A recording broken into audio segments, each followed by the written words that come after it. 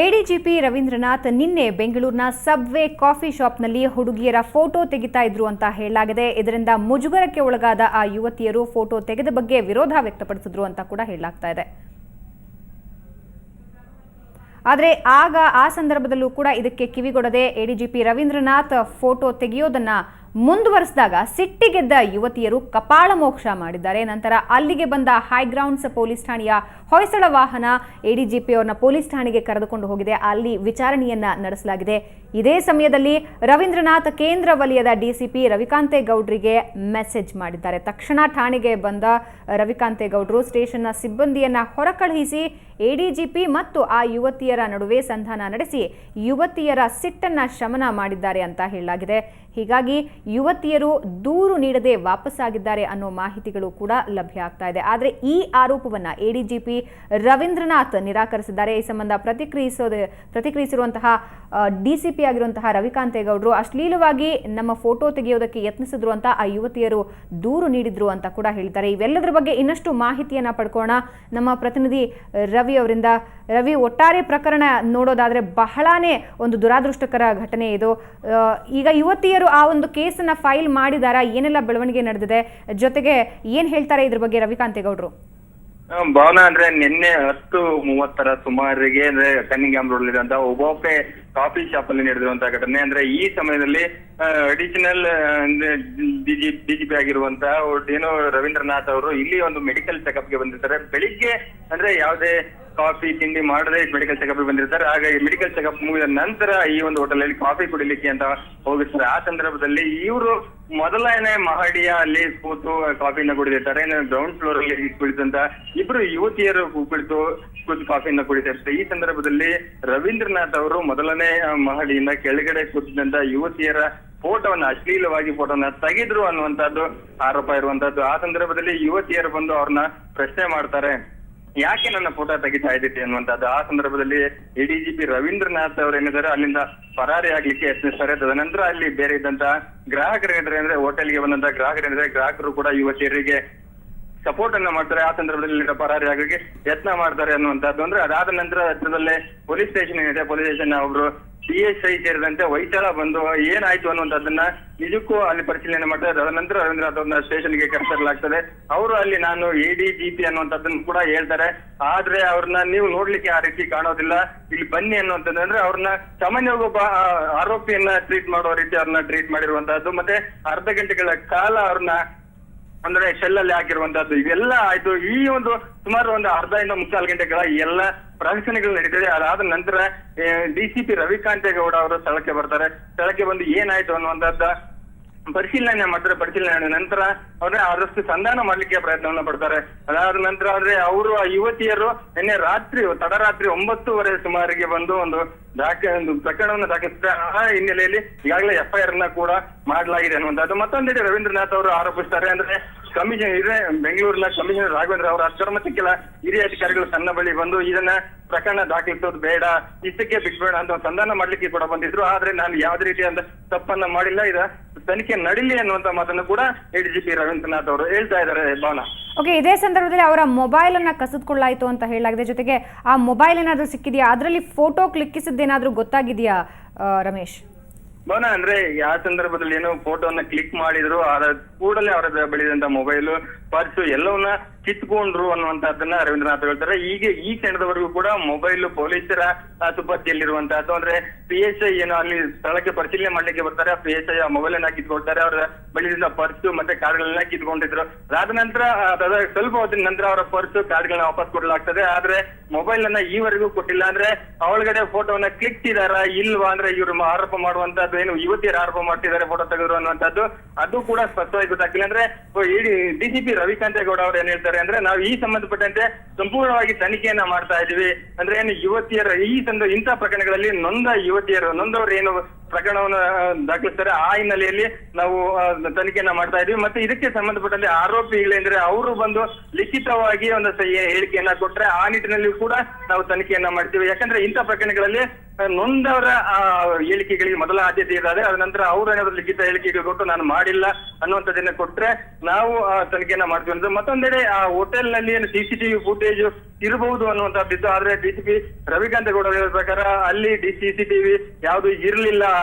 ಅದರಿಂದ ಸ್ವಲ್ಪ ತನಿಖೆಗೆ ನಮಗೆ ಪ್ರಾಬ್ಲಮ್ ಆಗ್ತಾ ಇದೆ. ಆದ್ರೂ ಕೂಡ ನಾವು ಈ ಸಂಬಂಧಪಟ್ಟಂತೆ ಆ ಯುವತಿಯರನ್ನ ಕರೆಸ್ತೇವೆ, ಮತ್ತೆ ಈಗೇನ್ ರವೀಂದ್ರನಾಥ್ ಇದ್ದಾರೆ ಅವ್ರನ್ನು ಕರೆಸಿ ಕೂಲಂಕುಷವಾಗಿ ತನಿಖೆಯನ್ನ ಮಾಡಿ ಒಂದು ಸತ್ಯಾಸತ್ಯತೆಗೆ ನಾವು ಬರ್ತೀವಿ ಅನ್ನೋಂಥ ಮಾತನ್ನ ಕೂಡ ಹೇಳ್ತಾ ಇದ್ದಾರೆ. ಒಟ್ಟಾರೆ ಇವತ್ತು ಏನು ರವೀಂದ್ರನಾಥ್ ಅವರು ಕೂಡ ಬ್ಯಾಕ್ಗ್ರೌಂಡ್ ಪೊಲೀಸ್ ಠಾಣೆಗೆ ಬರ್ತಾರೆ. ಅದಾದ ನಂತರ ಅವ್ರನ್ನ ಕಾಫಿ ಶಾಪ್ ಒಬ್ಬೊಬ್ಬೆ ಕಾಫಿ ಶಾಪ್ ಇಂದ ಅಲ್ಲಿ ಕರೆದುಕೊಂಡು ಹೋಗಿ ನೀವು ಎಲ್ಲಿ ಕೂತಿದ್ರಿ, ಏನಾಯ್ತು ಎತ್ತ ಅನ್ನುವಂಥದ್ದು ಎಲ್ಲದನ್ನು ಕೂಡ ಪೊಲೀಸರು ಒಂದು ವಿಚಾರಣೆಗೆ ಒಳಪಡಿಸ್ತಾರೆ. ಆ ಸಂದರ್ಭದಲ್ಲಿ ನಿಜಕ್ಕೂ ರವೀಂದ್ರನಾಥ್ ಅವರು ಭಾವುಕರಾಗ್ತಾರೆ. ಯಾಕಂದ್ರೆ ನಾನೊಬ್ಬ ರಾಜ್ಯದ 2ನೇ ದರ್ಜೆ ಅಂದ್ರೆ DGPಯನ್ನ ಬಿಟ್ರೆ 2ನೇ ರ್ಯಾಂಕಿಂಗ್ ADGP ಅಂತ ಒಬ್ಬ ಅಧಿಕಾರಿಗೆ ಈ ರೀತಿ ನಿಕೃಷ್ಟವಾಗಿ ನಡೆಸ್ಕೊಳ್ತಾರೆ. ಅದು ನಿಜಕ್ಕೂ ಒಂದು ವಿಪರ್ಯಾಸ ಅನ್ನುವಂತ ಒಂದು ಭಾವುಕರಾಗ್ತಾರೆ. ಅದಾದ ನಂತರ ಅವ್ರನ್ನ ಏನಂದ್ರೆ ಅಲ್ಲಿಂದ ನಿನ್ನೆ ಈ ಘಟನೆ ಅಂದ್ರೆ ಅಲ್ಲಿಂದ ಬಿಲ್ ಅನ್ನ ಪೇ ಮಾಡದೆ ಹೊರಗೆ ಹೋಗಿದ್ದಾರೆ. ಆ ಬಿಲ್ ಅನ್ನು ಕೂಡ ಇವತ್ತು ಪೇ ಮಾಡುವಂತದ್ದಾಗಿರ್ಬೋದು. ನಿಜಕ್ಕೂ ನಾನಂತ ಇಂತ ಹಿರಿಯ ಅಧಿಕಾರಿಗಳಿಗೆ ಈ ರೀತಿ ನಡೆಸ್ಕೊಂಡ್ರೆ ಯಾವ ರೀತಿ ಅನ್ನುವಂಥದ್ದು ಒಂದ್ ರೀತಿ ಅವರ ಇಲಾಖೆಯ ಬಗ್ಗೆ ಅವರು ಒಂದು ಬೇಸರವನ್ನು ವ್ಯಕ್ತಪಡಿಸಿರುವಂತದ್ದು. ಅದಾದ ನಂತರ ಹತ್ತಿರದಲ್ಲಿರುವಂತ ಪೊಲೀಸ್ ಆಯುಕ್ತ ರಾಘವೇಂದ್ರ ಔರಾದ್ಕರ್ ಅವರ ಕಚೇರಿಗೆ ಹೋಗಿದ್ದಾರೆ. ಅಲ್ಲಿ ಹೇಳಿಕೆಗಳು ಏನಿದೆ ಅದನ್ನ ನಾವು ಆಯುಕ್ತರಿಗೆ ಹೇಳ್ತೇನೆ, ಅದಾದ ನಂತರ ನನಗೆ ನ್ಯಾಯ ಬೇಕಾದ್ರೆ ಒಂದು ಹಂತದಲ್ಲಿ ಕೇಸನ್ನೇ ಬೇಡ ಅನ್ನೋಂಥದ್ದಿದ್ರು ಕೂಡ ಇದು ಕೇಸ್ ಆಗ್ಲಿ. ಯಾಕೆಂದ್ರೆ ನನ್ನ ಮೇಲೆ ಇಂಥದ್ದೊಂದು ಗುರುತರ ಆರೋಪ ಪತ್ರದಿಂದ ಆರೋಪದಿಂದ ಹೊರಬರ್ಲಿಕ್ಕೆ ಇದು ಕೇಸ್ ಆಗ್ಬೇಕು, ಸೂಕ್ತವಾಗಿ ತನಿಖೆ ಆಗ್ಬೇಕು. ನನ್ನ ವಿರುದ್ಧ ಯಾರೆಲ್ಲ PSI ಆಗಿರ್ಬೋದು, ಬರೀ ಆ ಯುವತಿಯರು ಏನಿದೆ ತಪ್ಪು ಒಂದು ಮಾಹಿತಿಯನ್ನು ನೀಡ್ತಾ ಇದ್ದಾರೆ ಅವ್ರಿಗೂ ಕೂಡ ಸೂಕ್ತ ಶಿಕ್ಷೆ ಆಗಬೇಕು ಅನ್ನುವಂಥದ್ದು ರವೀಂದ್ರನಾಥ್ ಅವರ ಹೇಳಿಕೆ ಆಗಿದೆ. ಒಟ್ಟಾರೆ ಈಗ ಕಮಿಷನರ್ ವರೆಗೂ ಕೂಡ ಈ ಒಂದು ಮಾಹಿತಿ ಹೋಗಿರುವಂತಹದ್ದು. ಮತ್ತೆ ಹೈಗ್ರೌಂಡ್ ಪೊಲೀಸರು ಮತ್ತೆ ಕಬ್ಬನ್ ಪಾರ್ಕ್ ಪೊಲೀಸರು ಎಲ್ಲರೂ ಸೇರಿ ತನಿಖೆಯನ್ನ ಮುಂದುವರಿಸಿದ್ದಾರೆ. ಭಾವನಾ, ಆದ್ರೂ ಕೂಡ ಇದೊಂದು ನಾಚಿಕೆಗೇಡಿನ ವಿಷಯ ಅಂತ ಹೇಳಬೇಕು. ಯಾಕಂದ್ರೆ ಯುವತಿಯರ ಅಶ್ಲೀಲ ಚಿತ್ರವನ್ನ ಒಬ್ಬ ಉನ್ನತ ಹುದ್ದೆಯಲ್ಲಿರುವಂತಹ ಪೊಲೀಸ್ ಅಧಿಕಾರಿ ತೆಗಿತಾರೆ ಅಂದ್ರೆ ನಿಜವಾಗಿಯೂ ನಾಚಿಕೆ ಪಟ್ಕೊಳ್ಳುವಂತಹ ವಿಷಯ. ಈ ಬಗ್ಗೆ ಆ ಒಂದು ಕೆಫೆಯ ಜನ ಏನಾದ್ರು ಹೇಳ್ತಾ ಇದ್ರ, ಅಂದ್ರೆ ಅಲ್ಲಿರುವಂತಹ ಹುಡುಗರು ಸಿಬ್ಬಂದಿ ಏನಾದ್ರು ಮಾತಾಡಿದ್ರ ರಮೇಶ್? ಅಂದ್ರೆ ಭಾವನಾ, ಈವರೆಗೂ ಅಂದ್ರೆ ಯಾಕೆಂದ್ರೆ ಇದೊಂದು ಪೊಲೀಸ್ ಕೇಸ್ ಆಗಿರೋದ್ರಿಂದ ಒಂದು ಅದ್ರಲ್ಲಿ ಒಬ್ಬ ಉನ್ನತ ಹುದ್ದೆಯಲ್ಲಿರುವಂತಹ ಅಧಿಕಾರಿ ಮೇಲೆ ಕೇಸ್ ಆಗಿರೋದ್ರಿಂದ ಅಂದ್ರೆ ಆ ಹೋಟೆಲ್ ಒಬ್ಬೊಬ್ಬೆ ಕಾಫಿ ಶಾಪ್ ನ ಯಾವುದೇ ಸಿಬ್ಬಂದಿ ಆಗ್ಲಿ ಈ ಸಂಬಂಧಪಟ್ಟಂತೆ ಯಾವುದೇ ಅಂತ ಮಾಹಿತಿಯನ್ನ ನೀಡ್ತಾ ಇಲ್ಲ. ಒಟ್ಟಾರಿಗೆ ಪೊಲೀಸರು ಅವ್ರನ್ನ ಕರೆದುಕೊಂಡು ಹೋಗಿ ಅಂದ್ರೆ ಅಡಿಷನಲ್ ಜನರಲ್ ಡೈರೆಕ್ಟರ್ ಏನಿದ್ದಾರೆ ಇವ್ರನ್ನೇ ಕರ್ಕೊಂಡು ಹೋಗಿ ಅಲ್ಲಿ ಒಂದು ತನಿಖೆಯನ್ನ ಮಾಡ್ತಾ ಇರುವಂತದ್ದು. ಒಟ್ಟಾರೆ ಈ ರೀತಿ ಸಂಬಂಧಪಟ್ಟಂತೆ ಈಗ CCTV ಫುಟೇಜ್ ಸಿಗುತ್ತೆ ಅನ್ನುವಂತ ಒಂದು ಆಶಯದಲ್ಲಿರುವಂತಹ ಪೊಲೀಸರಿಗೂ ಕೂಡ ಅದು ಸಿಕ್ಕಿಲ್ಲ ಅನ್ನುವಂಥದ್ದನ್ನ ಹೇಳ್ತಿದ್ದಾರೆ. ಒಂದು ವೇಳೆ ಅಂದ್ರೆ ಈ ಮಾಧ್ಯಮಗಳಿಗೆ ಇದು CCTV ಸಿಗಬಾರದು ಅಂದ್ರೆ ಯಾಕೆಂದ್ರೆ ಇದು ತನಿಖೆಯ ಗತಿ ಬೇರೆ ಆಗೋ ನಿಟ್ಟಿನ ಆಗುತ್ತೆ ಅನ್ನುವಂತ ಉದ್ದೇಶದಲ್ಲಿ ಇದನ್ನ ಮಾಧ್ಯಮದವರಿಗೆ ಮರೆಮಾಚ್ತಾ ಇರ್ಬೋದು ಅನ್ನುವಂತ ಮಾತುಗಳು ಕೇಳಿ ಬಂದಿದೆ. CCTV ಫುಟೇಜ್ ಗಳನ್ನ ಒಂದು ಹಂತದಲ್ಲಿ ಅವರು ತೆಗೆದುಕೊಂಡಿದ್ದಾರೆ ಅನ್ನೋ ಒಂದು ಮಾಹಿತಿ ಇದ್ರೆ, ಒಂದು DGP ರವಿಕಾಂತೇಗೌಡರು CCTV ಫುಟೇಜ್ ಇಲ್ಲ ಅನ್ನುವಂಥದ್ದನ್ನ ಹೇಳ್ತಿದ್ದಾರೆ.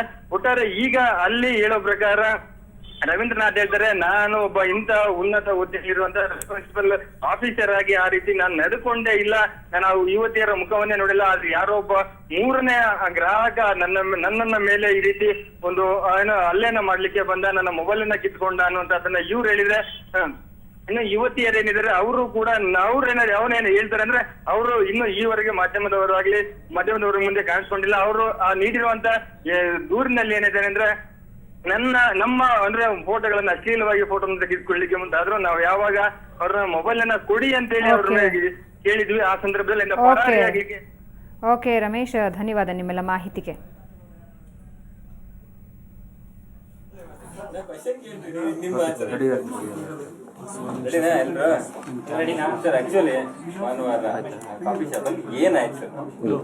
ನಾನು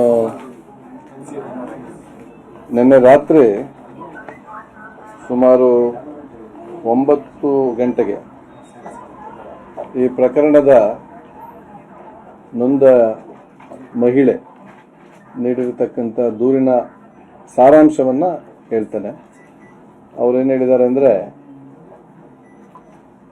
ತಾವು ಸುಮಾರು 9:30 ಒಬೋಪೆ ಅನ್ನುವ ಕನಿಂಗ್ಹ್ಯಾಮ್ ರಸ್ತೆಯ ಒಂದು ಕಾಫಿ ಶಾಪ್ಗೆ ಹೋದ್ವಿ.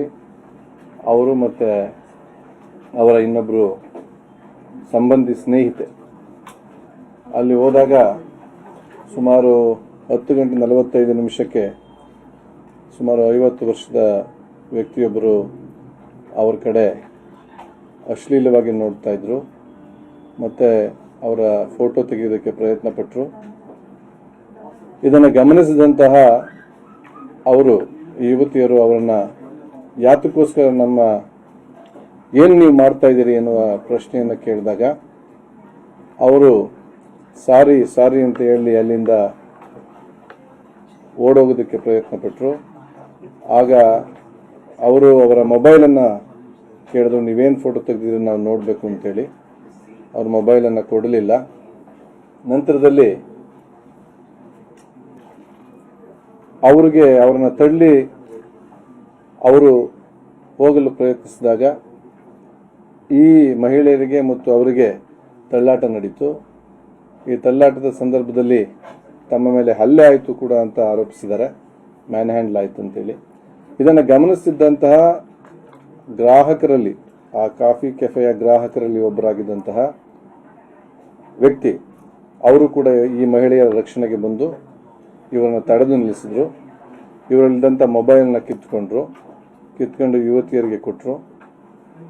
ಮತ್ತು ಆ ವ್ಯಕ್ತಿ ಇವರನ್ನು ಯಾರು ಮೊಬೈಲ್ನಲ್ಲಿ ಫೋಟೋ ತೆಗೆಯಲಾಯಿತು ಎಂದು ಆರೋಪಿಸಲಾದ ವ್ಯಕ್ತಿಯನ್ನು ನೀವು ಯಾರು ಅಂತ ಕೇಳಿದಾಗ ಇವರು ಯಾರು ಅಂತ ಹೇಳಲಿಲ್ಲ. ಹೀಗಾಗಿ ಅವರ ಐಡಿಯನ್ನು ಪರಿಶೀಲನೆ ಮಾಡಿದಾಗ ಅವರು ಪೊಲೀಸ್ ಅಧಿಕಾರಿ ಅಂತ ಗೊತ್ತಾಯಿತು. ಆ ವೇಳೆಗೆ ನಿನ್ನೆ ಅಲ್ಲಿ ಬಂದೋಬಸ್ತ್ನಲ್ಲಿದ್ದಂಥ ಹೊಯ್ಸಳದ ವಾಹನವನ್ನು ಗಮನಿಸಿ ಇವರು ಹೊಯ್ಸಳದವ್ರನ್ನ ಕರೆದಿದ್ದಾರೆ. ಹೊಯ್ಸಳದಂಥ ನಮ್ಮ PSI ರವಿ ಅವರು ಅಲ್ಲಿ ಹೋಗಿ ಈ ಜಗಳ ಆಡ್ತಾ ಇದ್ದನ್ನು ನೋಡಿ ಕೂಗಾಟವನ್ನು ಗಮನಿಸಿ ಇಬ್ಬರನ್ನು ಕೂಡ ಪ್ರತ್ಯೇಕ ಮಾಡಿ ಏನು ನಡೀತಾ ಇದೆ ಅಂತ ವಿಷಯ ತಿಳಿದು ಸಾರ್ವಜನಿಕ ಜಾಗದಲ್ಲಿ ಜಗಳ ಮಾಡ್ಕೊಳ್ಳೋದು ಬೇಡ, ಪೊಲೀಸ್ ಠಾಣೆಗೆ ಬನ್ನಿ ಅಂತ ಹೇಳಿದಾಗ ಆ 50 ವರ್ಷದ ವ್ಯಕ್ತಿ ಠಾಣೆಗೆ ಬರಲು ನಿರಾಕರಿಸಿದ್ದಾರೆ. ನಂತರ ಇವರು ಅವರನ್ನು ಹೊಯ್ಸಳದಲ್ಲಿ ಸಿಬ್ಬಂದಿಗಳ ಸಹಾಯದಿಂದ ಠಾಣೆಗೆ ಕರೆತಂದು ವಿಚಾರ ಮಾಡಿದ್ದಾರೆ. ಅಲ್ಲಿ ಇವರು ತಮ್ಮ ಗುರುತನ್ನು ಹೇಳಿದ್ದಾರೆ. ಈ ಸಂದರ್ಭದಲ್ಲಿ ಮಹಿಳೆಯರು ಕೂಡ ಠಾಣೆಗೆ ಬಂದಿದ್ದಾರೆ. ಆದರೆ ಮಹಿಳೆಯರು ತಕ್ಷಣ ದೂರನ್ನು ಕೊಟ್ಟಿಲ್ಲ. ಕೇವಲ ಮೊಬೈಲ್ ಫೋನ್ ಏನನ್ನು ವಶಪಡಿಸ್ಕೊಂಡಿದ್ದಾರೆ. ಅದನ್ನು ಪೊಲೀಸ್ನವರು ವಶಕ್ಕೆ ನೀಡಿದ್ದಾರೆ. ಪೊಲೀಸ್ನವರು ಅದನ್ನು ವಶಕ್ಕೆ ಪಡೆದು ಸೀಸ್ ಮಾಡಿ ಇಟ್ಕೊಂಡಿದ್ದಾರೆ ವಿತ್ ಸಿಮ್ ಕಾರ್ಡ್. ನಂತರ ರಾತ್ರಿ 9 ಬಂದು ನಮಗೆ ಗಾಬರಿ ಆಗಿದ್ದರಿಂದ, ನಮಗೆ ಭಯದ ವಾತಾವರಣ ಇದ್ದುದರಿಂದ ನಾವು ತಡವಾಗಿ ಬಂದು ದೂರನ್ನು ಕೊಡ್ತಾ ಇದ್ದೇವೆ ಅಂತೇಳಿ ದೂರನ್ನು ಕೊಟ್ಟಿದ್ದಾರೆ. ದೂರನ್ನು ನಾವು ದಾಖಲಿಸ್ಕೊಂಡಿದ್ದೇವೆ. ಅಲ್ಲಿ ಮೊಬೈಲ್ ಫೋನ್ನಲ್ಲಿ ಫೋಟೋ ತೆಗೆಯಲಾಯಿತು ಎನ್ನಲಾದ ಮೊಬೈಲನ್ನು ವಶಪಡಿಸ್ಕೊಂಡಿದ್ದೇವೆ ವಿತ್ ಸಿಮ್ ಕಾರ್ಡ್. ಅದನ್ನು ಮಹಜರ್ ಮೂಲಕ ನಾವು ಪೊಲೀಸ್ ವಶಕ್ಕೆ ಪಡೆದು ಮಾನ್ಯ ನ್ಯಾಯಾಲಯದ ಅನುಮತಿಯನ್ನು ಪಡೆದು ನಂತರ ಅದನ್ನು ವಿಧಿವಿಜ್ಞಾನ ಪ್ರಯೋಗಶಾಲೆಗೆ ಕಳಿಸ್ಕೊಡ್ತೇವೆ. ತನಿಖೆ ಮುಂದುವರೆದಿದೆ.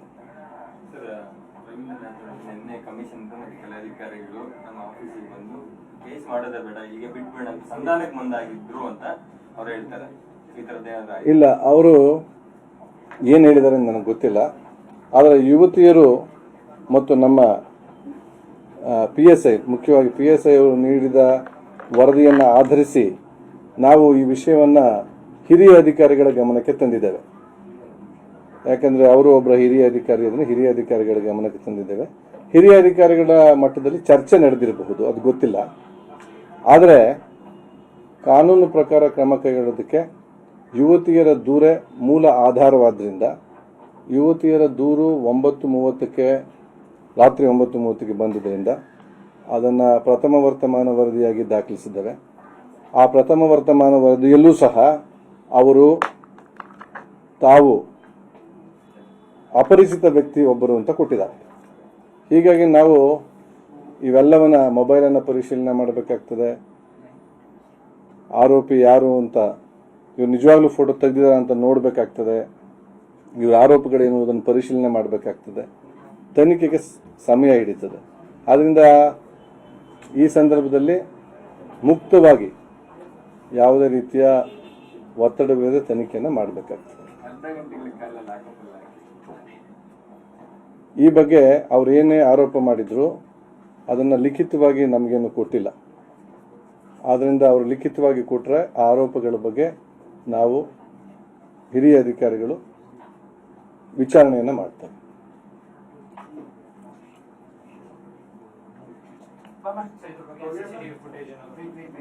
CCTV ಫುಟೇಜ್ ಸಿಗ್ಬೋದು ಅಂತ ನಾವು ಬಹಳ ಕುತೂಹಲದಿಂದ ತನಿಖೆಗೆ ಸಹಾಯ ಆಗ್ಬೋದು ಪ್ರಯತ್ನ ಪಟ್ವಿ, ಸಿಕ್ಕಿಲ್ಲ.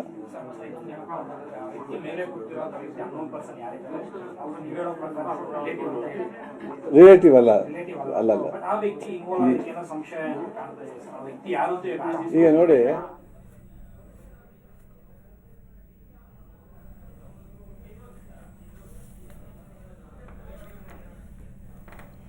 ಎಡಿಜಿಪಿ ದರ್ಜೆಯ ಹುದ್ದೆಯಲ್ಲಿರುವ ಅಧಿಕಾರಿ ರವೀಂದ್ರನಾಥ್ ನಿನ್ನೆ ಯುವತಿಯರ ಅಶ್ಲೀಲ ಫೋಟೋ ತೆಗೆಯೋದಕ್ಕೆ ಹೋದ್ರು ಅಂತ ಹೇಳಲಾಗಿದೆ. ಈ ಸಂದರ್ಭದಲ್ಲಿ ಯುವತಿಯರು ಕಪಾಳ ಮೋಕ್ಷ ಮಾಡಿದ್ರು ಅಂತ ಕೂಡ ಹೇಳಲಾಗ್ತದೆ. ಈ ವಿಷಯವಾಗಿ ಈಗಾಗಲೇ ಈ ಸಂಬಂಧ ದೂರು ದಾಖಲಾಗಿದೆ.